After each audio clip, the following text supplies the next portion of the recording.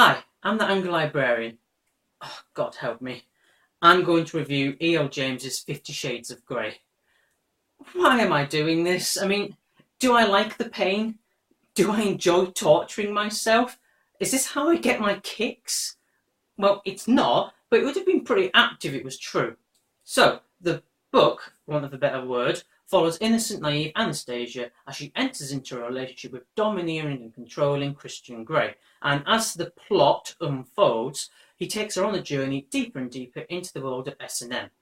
Now, it doesn't matter whether you love or hate this book because it's one that everyone can identify with.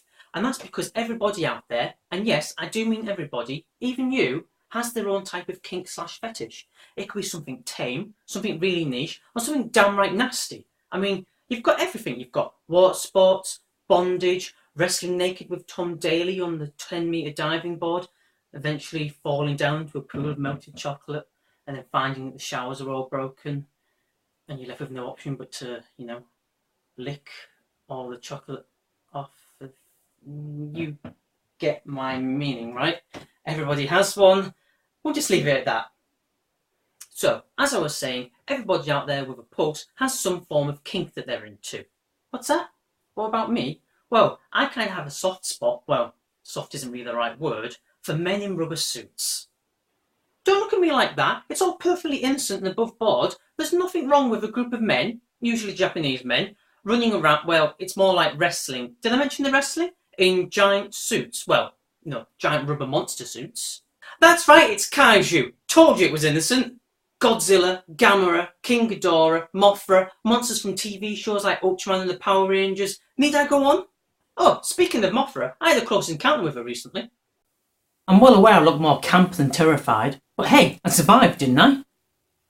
When you're not watching my videos on repeat, and why wouldn't you be, I assume that you go out and have busy lives. You go to school, you go to college, you go to uni, you drag yourself away from YouTube and take yourself into work, and once you're there, how quickly do you get stressed? Because I have days where I go into work and my stress levels are through the roof before the doors even open to the public.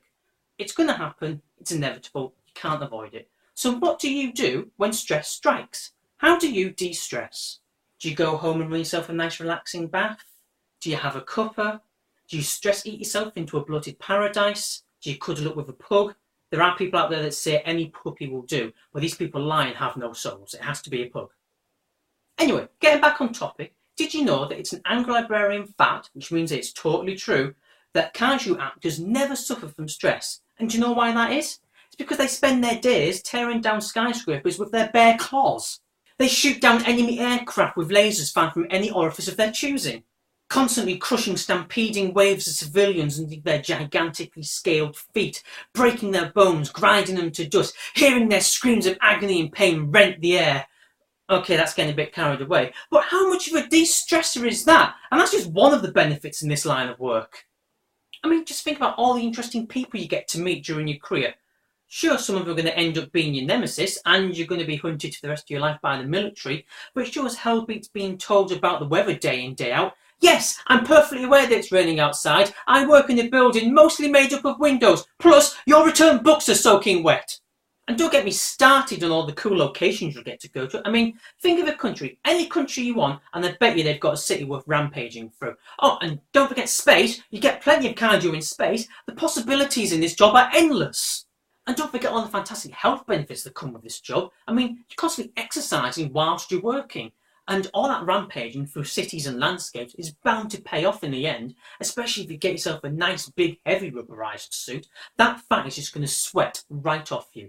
And give or take a few weeks' time, you're going to be ripped, not only by your nemesis's claws, but also in the out department. The role also offers ample opportunities for you to improve upon your teamworking skills. The day is inevitably going to come when you have your rubberized ass handed to you. But never fear, your scaled friends are always near. You and your co-workers are going to be able to combine your powers and work together to defeat whole hordes of horned monstrosities. And in managerial speak, that easily translates to I worked with my colleagues to defuse hostile situations. It never hurts to keep that CV up to date. So, there you have it, kaiju. The world where you get to don a costume, stampede through a city, and play fight all day long with your kaiju friends. What a job. It's one of my dream jobs, in fact. You know, when I was growing up and people would ask me, Craig, what do you want to be when you grow up? It was always a toss-up between rampaging monster, bookshelving librarian. And it just so happened that when I grew up, my local council had an opening and I became a librarian. That said, with the way the world's going at the minute, with all the cuts the councils are making and library use on the decline, maybe one day soon I'll be able to don a costume of my very own. In fact, heck, why wait?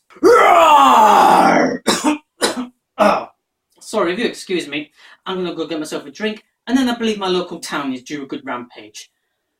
Note to self, careful not to step on the library.